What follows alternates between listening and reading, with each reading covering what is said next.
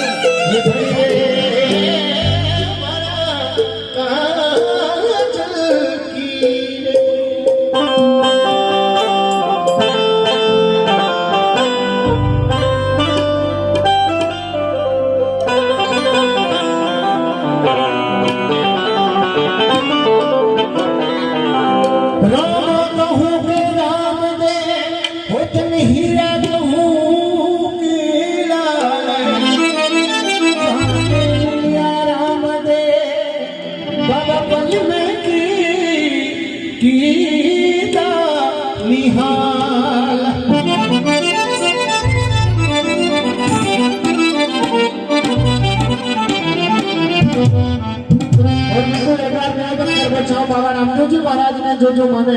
भाव का साथ साथ एकदम हाथ उठा था। भारत में राम देव लिया यो राम बाप जी हमारी दयाल कंचन कलिया ओ राम देव।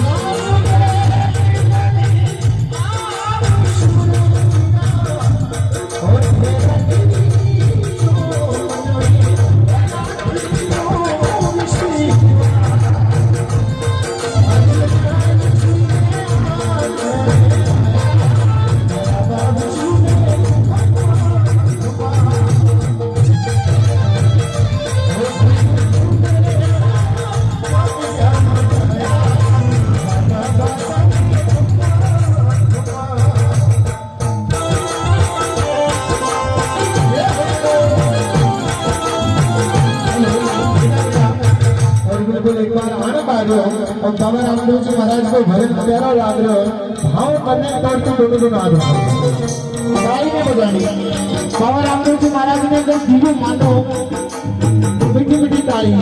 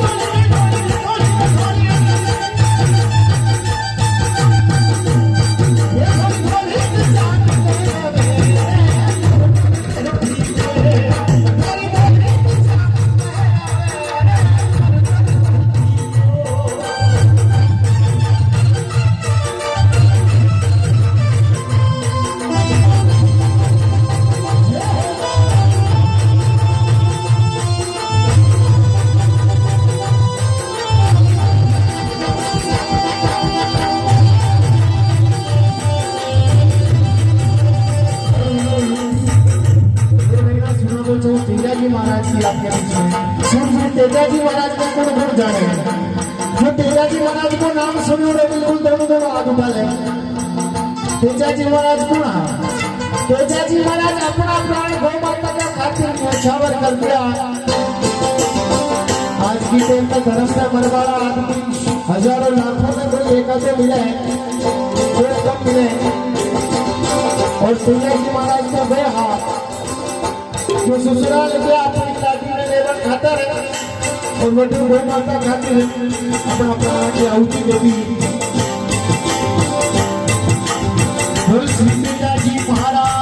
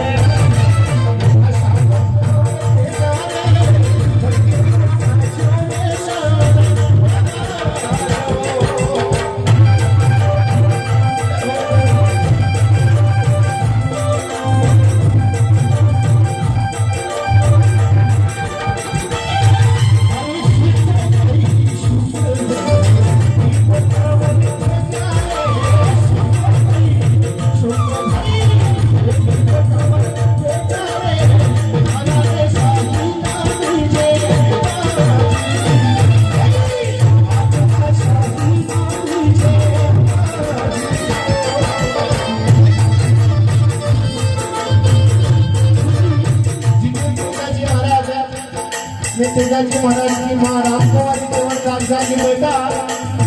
सतीवर छोटा मका साइना का पादरी भी गया तो तेजाजी महाराज अपने माने गए